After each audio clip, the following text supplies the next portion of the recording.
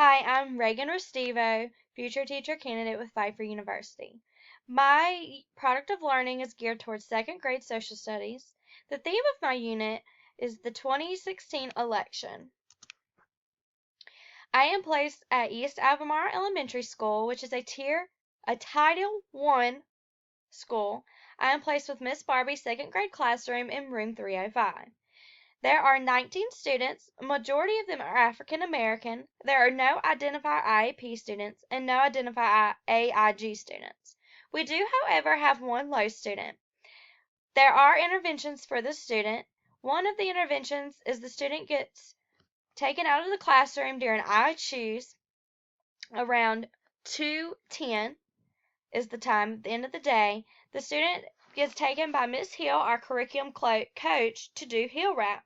Hill Rap is a Tier 3 intervention that focuses on phonics skills. There is also preferred seating for the student. I have accommodated many lessons for the student. I have read aloud questions to a test, a worksheet for the student, given them extra time to do work on an assignment. I have also, during writing, because sometimes the student does have a hard time of writing, sometimes I will help the student by writing their thinking.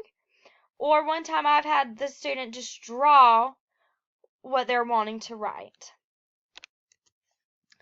The standards that I have focused my unit around is social studies, which is civics and government. The standard was focusing on the citizens' rights and responsibilities.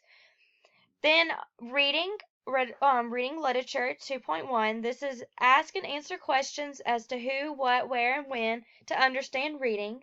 Math is the standard is for Engage New York, which is a new math that Stanley County is doing this year. This was focusing on solving word problems, 2 to 3 digit numbers, addition and subtraction using place value strategies, and then writing is 2.3. Writing was writing narrative, a well sequenced narrative using transition words and having a closure at the end. I did also integrate science a little bit. It wasn't very focused. I integrated science into a guided reading group by reading A to Z book called Weird White House Pets. We were just looking at different animals that different other presidents have brought into the White House. I also integrated the arts. We focused on a lot of the arts in our brain break activity, which is during snack.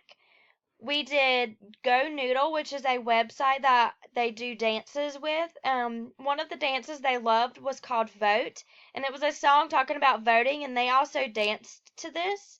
We actually even acted out as if we were going to vote. I'm going to talk about that in my week 2.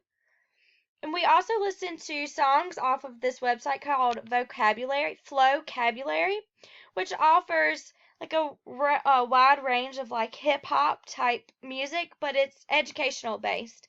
The song was called Presidents, and the students loved it and they sang along with it. We listened to that every week throughout the unit. My week 1 was focused on the election itself, just like the election process. So the objectives the students will be able to understand the process of the election. So one of my favorite activities that we did on week 1 was in one of our daily 5, which is during our reading and guided reading time. Daily 5 is just set up into 5 different stations focused on reading and writing. So this station was our work on writing. They got to make posters with one of their vocabulary words, and what these posters are representing is if they were campaigning. They were campaigning their vocabulary word, because we learned about campaigning is when candidates make posters and advertising trying to get your vote. So that's what they did with their vocabulary words. Over here is just an example of one of the math problems that we focused on throughout the week. So I just have it set up as using numbers and the problem is set up as an election or voting, and then they just do their problem strategy. Week 2 was focused on voting. Week 2, the objective is students will be able to understand the process and steps of voting. So this was probably my favorite week throughout my unit, because on November 8th, which is the actual voting day, I set the room up as if it was as the students were coming into an actual place to vote, like your town, your community center, a library, a school, wherever it is that your town goes and votes. So what I did was the students did their morning work, and then we met as whole group after their morning work, and we went over procedures and rules that you have to have when you walk into a voting. You have to stay in a line, one behind the other, no talking. I even had the quiet signs hanging up around the room. I even have a voting booth right here, and they even got I voted stickers. And then our classroom is set up into three tables. So one table were in our line ready to vote. The other table had the official election jobs, is what we called them. So they had a job. One of the jobs is a ballot security, which is this student right here. One of the persons were checking registration cards, because the week before was focused on citizens, and so we focused on making registration cards, because as a citizen you have to prove that you're a citizen in the town of the US, so you're able to vote. So they got to make their registration cards. And then the other table was working on this graphic organizer right here. Now you're probably wondering, why did they not vote on Trump or Hillary, since those are the two candidates running for president? Well, as a team, a second grade team, we've talked, and we decided to let the kids vote on Duck for President due to their cultural background. We thought they're coming in knowing too much about what they have heard about Hillary and Trump, so I didn't think they would actually vote on who they wanted to vote. It was all on what they have heard. And the whole reason to voting is it's your own opinion, it's what you believe in. So I wanted them to have that thought process. So we did it on Duck for President, because I had that in one of our reading stations during Daily 5. So they've been listening to it, and I even read it aloud to them. So they got their own opinion about who they thought should be president, Duck or Farmer Brown. So, and this is one of their ballots that they got to draw in, and this is a student right here who is actually voting. Duck did win, and we got to talk about electoral votes the next day, and why the electoral vote is how you win the election. So they really enjoyed this. Many of them went home with their I voted stickers and were happy to be just like their parents, coming home with I voted stickers on November 8th. Week 3 was just focused on the president's duties. So the objective is the students will be able to identify the jobs of a president. So week 3 was only 2 days. We ended it on Tuesday. So this week was just focused on the job of being a president. One of the activities that we did was making flags, and with our own country names. So that's what you hear right here. So they got to make their own flags. One of the writing assignments for the week was writing a paper on If I Were President, which was really fun to do, and really fun to see what they would do if they were president. We even compared the president job to a teacher this week as well, which was really fun, because they didn't really think, oh, my teacher can't be president. So it was really fun for them to see that a teacher has many jobs just like a president. This is my summative assessment. This is the pretest, 5 questions, multiple choice. After looking through the pre-assessment after they answered, I realized that many of them had more prior knowledge than I had expected. And then this is my post-assessment. So I thought I would change it up and have some fill in the blank, and then even multiple choice here. I did add question 6 with 3 extra points here, just to see what they had learned. My formative assessment here was during each week we had an anchor chart, we had the KWL chart, the what I learned, what I wondered chart, and then the lingering questions was our third week. I also had the students have a thumbs up if this was fun, thumbs down if it was not, hands up if they understand type questions. And then also with these sticky notes, which was placed on the chart, I'd asked the students what they know or what they wondered and what they learned and what questions they still have. And then I wrote down their thought process. So this is their thought process, not mine on these sticky notes. I just wrote down what they told me.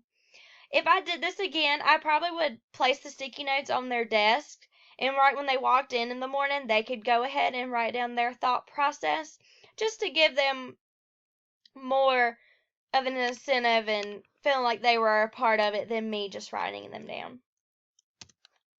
This is the graph of my post-assessment and pre-assessment. The pre-assessment's the red and then the post-assessment is the orange. The reason it goes all the way up to 8 is due to the fact that my post-assessment had 3 extra points. I have 2 students here that have blank. He was not Zamir right here. He left after the first week of my product of learning. Then Ariel, I believe, was out when we took our pre-test. And then Mason was also out when we took our post-test. He was out that whole week. He was on vacation. So he did not get to take our post-test. I did realize many of my students kind of stayed the same. You can't tell since I had 3 extra points for the post-test, but about 5 students stayed the same. I was thinking maybe they had a lot of prior knowledge and that maybe it just stayed the same. And then Kamar in here, he had the most growth, and he is not even our low student, and he had the most growth. He does have a hard time focusing, but I'm assuming maybe the learning of the product of learning was the theme of it maybe interest him, the theme of the election interest him. Maybe my teaching techniques being I had a lot of inquiry based techniques and maybe he liked being up and moving. That kind of helps a student that has a hard time focusing. My collaboration was the second grade team planning. We planned every Monday. I used Miss Barbie's classroom library, the school library, and I also went outside of the school and contacted a board of election field tech. She gave me the I voted stickers and the voting booth that you saw in week 2. Here are some of the books that I use throughout the unit. These are my guided reading books. We do have our guided reading into 3 groups. You have a low group, a medium group, and a high group. There are 2 low groups and 2 medium groups and then 1 high group. But these are some of the books that I chose. Some of them are immersion reader books, which are these 2. And then I also used reading A to Z books. And this is the Weird White House Pets book that I used to integrate science. And then these are a lot of the books that I read during shared reading or read alouds. My favorite was One Vote, Two Vote, I Vote, You Vote by Dr. Seuss. It talked a lot about the voting process throughout that book, and it was fun and rhyming since it's a Dr. Seuss book. I also used a Scholastic News. One day this was like morning work, and it was fun. Here are my links to all the internet websites that I use. I did a brain pop video, YouTube, the vocabulary that I talked about, and also kids.cov that we looked at, and Go Noodle that I talked about in the beginning. And then my reflection, some of the positives that I would say is my inquiry-based learning, my collaboration, and the growth, because many of my students did grow from the pre and post assessment. Maybe some of the negative was maybe using more outside resources, more technology, better documentation of my formative assessment. I did not document when I had them raising their hands, and maybe more knowledge based on accommodating for the low students. And love Miss R. It's me and my students.